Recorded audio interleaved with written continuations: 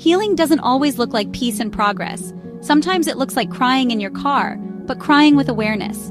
Maybe you've wondered, why am I still struggling? Or shouldn't I be past this by now? Here's the truth.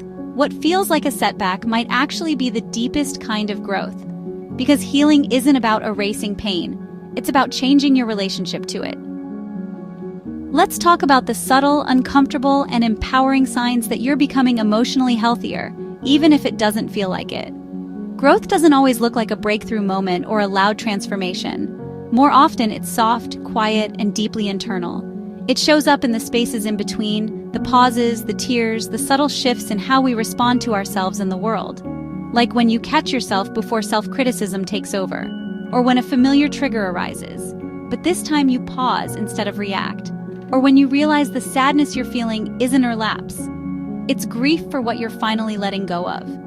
These are the tender signs that you are growing, even on the days it feels invisible. So if you've ever doubted your progress, this is your reminder. The most profound transformations often happen in the dark, before you even see the light. You still get triggered. That hasn't disappeared. But now there's something new. A pause, a breath. You catch yourself, a flicker of awareness, and then clarity before you respond. That pause is not small. It's huge. It means you're no longer fully living in survival mode. That moment of awareness between the trigger and your reaction, that is growth. It's tempting to believe growth means no longer feeling bad about saying no. But in truth, the guilt may still be there. The difference is, you no longer let it control you. You follow through with your boundaries because your needs finally matter to you. Not as an afterthought, but as a declaration of self-worth.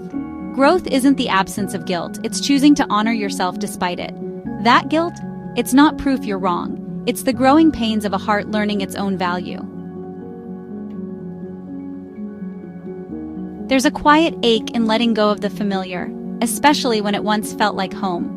You might find yourself walking away from old friendships, communities, or belief systems that no longer align.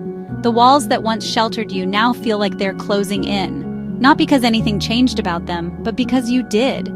Yes, it can feel lonely, but it's also a sign. You are expanding. You're shedding the cramped spaces that once kept you safe, but now keep you small.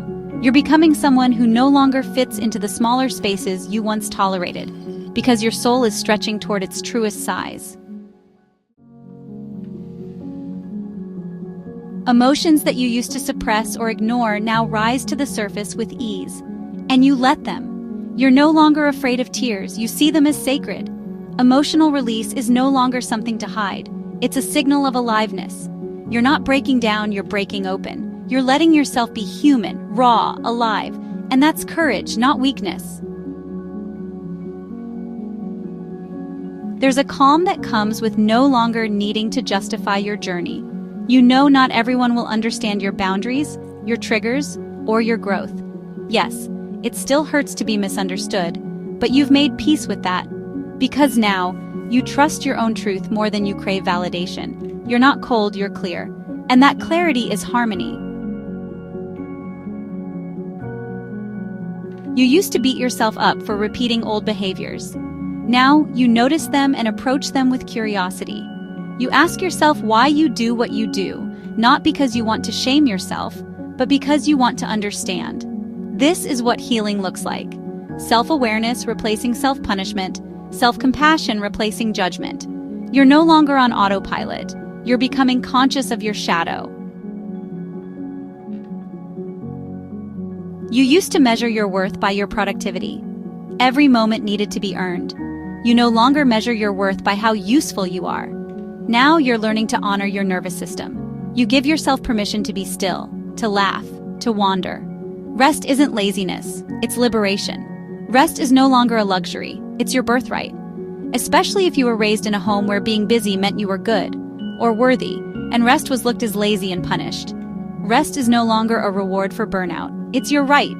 In a culture that pushes exhaustion as a badge of honor, choosing slowness isn't just healing, it's revolutionary.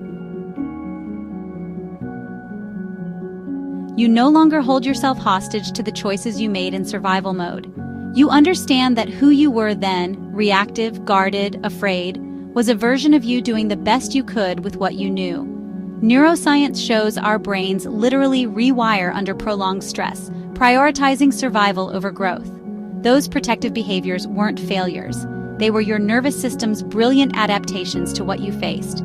Shame is melting. Compassion is taking its place. You are learning to love the parts of you that once only knew how to protect, not connect. This isn't just forgiveness, it's remembering. Every version of you was fighting to keep you alive long enough to become who you are now. The armor may have felt heavy, but it brought you here, to this moment of tender awakening. You begin to see healing as a spiral, not a straight line. You revisit old wounds with new eyes, and that's not failure, it's wisdom. There's no endpoint, no perfect version of you waiting at the finish line. You understand now, healing is a lifelong relationship, not a goal to conquer. It's not about arriving, it's about learning to walk with yourself, again and again, with more kindness each time. You're not behind, you're becoming, and that's more than enough. You're no longer rushing to be fixed, you're learning to walk with yourself, not away from yourself. You no longer try to be all one thing or stop trying to be okay. You allow yourself to feel grief and joy in the same moment. You can be angry and still loving. You can be afraid and still hopeful. This emotional complexity no longer confuses you, it grounds you.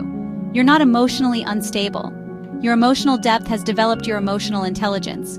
You're emotionally mature. You've learned to hold space for your whole self, without shame, without rushing to fix. And that ability to stay present with your truth is a quiet, powerful kind of self-love. You may still feel the urge to seek approval. You're human, after all. But it no longer rules you. Your choices aren't driven by others' opinions. You pause before saying yes. You ask, does this feel true for me? You're no longer chasing permission. You're practicing self-trust. You've shifted from people-pleasing to self-honoring. What you once saw as failure, you now recognize as part of the cycle. Healing brings you back to the same wounds, not because you're stuck, but because you're ready to meet it with deeper love. You revisit, not regress. You spiral upward, even when it feels like you're circling back. That's not defeat, that's devotion. Sometimes we find ourselves in familiar pain, not because we're failing, but because the brain is returning to what it knows. According to Freud's concept of repetition compulsion, we unconsciously recreate past dynamics, like choosing similar partners or repeating old patterns in an attempt to finally resolve them. Modern neuroscience supports this. The brain is wired by past experiences, and neural pathways that were formed in trauma become default responses. You're not weak for returning there. You're human and healing. When something in the present resembles past trauma, your nervous system reacts instantly. This is the amygdala, the emotional center of the brain, doing its job to protect you, often before your logical brain, the prefrontal cortex, has a chance to respond. According to trauma research and PTSD models, this reaction isn't a sign of regression. It's the brain saying, "This feels like danger. Let's keep you safe." You didn't go backwards. You just encountered a nervous system that remembers. Some stories, like "I'm unworthy," "I'm too much," or "I don't matter," were etched into your mind when you were vulnerable. Even years later, these beliefs can resurface. But they don't show up to shame you. They rise so they can be seen again. Not as truth, but as a part of you asking for care. You're not failing. You're remembering what needs more love. Growth is not a straight line. It often follows a U-shape. You gain insight, things feel worse for a moment, and then, slowly, they integrate. Therapists see this all the time. Breakthrough, breakdown, breakthrough. You're not going backward. You're gathering the pieces for deeper healing. Healing isn't about erasing your triggers or pain. It's about building a new relationship with them. Every time an old wound shows up, you're being given an opportunity, not a punishment. An opportunity to respond with compassion instead of criticism. Set a boundary you couldn't before. Speak a new truth.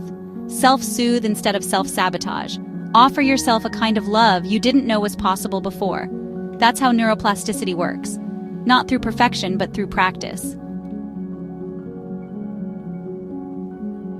1. Self-compassion. You don't need to fix yourself. Just soften the way you speak to yourself. Harshness keeps the wound open. Gentleness invites healing. 2. Mindfulness and body-based practices. Coming back into the body, through breath, movement, or grounding, helps you feel safe again. This is where true healing begins. 3. Journaling and reflection. You might notice, I caught it faster this time. I didn't react the same way I used to. Those are quiet victories, let them count. 4. Therapeutic support. The following should be done under the supervision of a licensed professional. Eye movement desensitization and reprocessing (EMDR) helps reprocess trauma that's stuck in your nervous system. Internal family systems (IFS) allows you to meet the parts of you that were frozen in time. Attachment-based therapy helps you rebuild safety, especially in relationships. So if you find yourself back in the same ache, the same fear, the same story, pause. And remember, this isn't failure. This is healing, happening in real time. You're not broken. You're brave. You're showing up for the parts of you that were once left behind. Growth isn't always obvious. Sometimes it looks like coming undone, so you can come home to yourself more honestly than ever before. Keep going. Not perfectly, but fully. Even this, especially this, is part of your becoming.